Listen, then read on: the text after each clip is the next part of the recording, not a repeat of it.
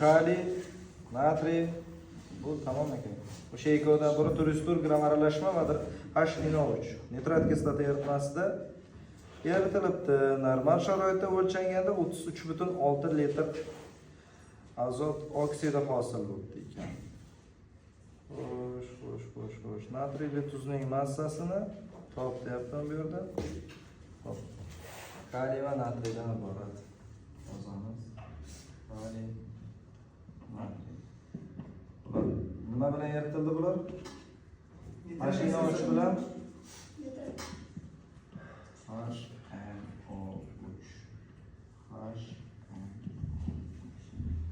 kaliy nitratmi? To'g'rimi? Kaliy nitrat, kaliy azot peroksidi bilan suv chiqadi. Suv ham bormi?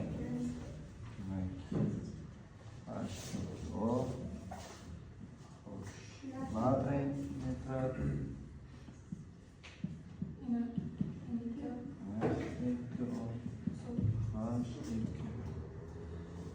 Sakkiztadan, o'ntadan, bittadan, sakkizta. Nima sakkizda? Bu sakkizda demak kaliy sakkizta, sodadagi 5. Sakkiz, o'n. 5. Retseptinglashdi. Bizlar 404 gram aralashma. Demak, mana bu ikkovini grami qancha ekan? 404 gram ekan. Lekin men bilmayman, men bu necha gramdan olingan, bu necha gram olingan bilmayman masala bo'yicha. Shuning uchun men mana buni o'zimcha 8x deb olsam bo'ladi. Bu x olsam ham bo'ladi, faqat men bu yoqda esa xunukson bo'lib ketadi-da, agar x olsam. Bu 8x ol. Mana bunisini 8 y olib qo'yaychi, nima bo'ladi? Endi bu yerda nitrat kislota bilan eritilganda 33,6 litr N2O hosil bo'ldi. Demak, mana bundan 33,6 litr hosil bo'ldi. Shuni molga aylantirib olamiz. 22,4 ga bo'lsak 1,5 mol bo'ladi. Demak, mana bundan 1,5 mol hosil bo'lgan. Agar x reaksiyaga kirishsa, bundan ham demak 8x hosil bo'ladi. Bu yerda 8y bo'ladigan bo'lsa, bu yerda ham 8y bo'ladi.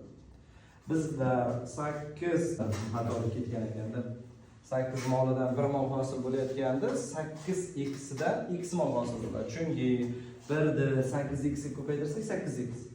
8x 8 ga bo'ladigan bo'lsa x ni o'zi bo'ladi-da. E'tibor bermay ketimiz boya, uzr. 8 moli mana bu 8 ku, shuning uchun tushyapsiz. 8 molidan 1 mol hosil bo'ladi. 8 y-dan y mol hosil bo'ladi. 1 ni 8 y ga ko'paytirsak 8 y. 8 y ni mana bu 8 y bo'lsak, y ni o'zi bo'ladi. Chunki mana bu yerda necha bo'lsa pastga tushadi. Mana bu yerda necha bo'lsa pastga tushadi. E'tibor bermaymiz boya. Endi xuddi shularni kilogramlarini gramlarini yoza olamiz. 8x molini massasi 312x bo'ladi. 8y ni molini massasi 184 y bo'ladi, barobar ikkovi birgalikda 404 ga teng bo'ladi. 404 ga teng. Endi mana bularni moli x molga y mol qo'shsak 1,5 ga teng bo'lishi kerak. X ga qo'shamiz y mollardir, 1,5 molga teng bo'lishi kerak. Xo'p, 312 tadan bergan taqdirimizda 312x bo'ladi, 312y bo'ladi. 1,5 312 ga ko'paytirsak 468. Endi bizlar buni yo'q deb bilamiz, chunki buni tenglab oldik. Pastdan tepani ayirsak to'g'ri bo'lar ekan, ya'ni yergidan maydasi.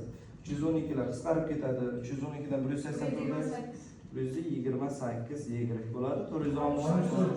404 ta ayirsak 64. 64 y ga bo'lsak 0,5 mol bo'ladi. Demak, y-imiz 0,5 bo'ladigan bo'lsa, qo'shiladi. Mana bu yerdan hisoblarimizdan 0,5 ni qo'yamiz. 0,5. Endi bizdan nima so'rayapti? Tuzni masalan. Tuz qaysi bulardami? Ikkovini ham.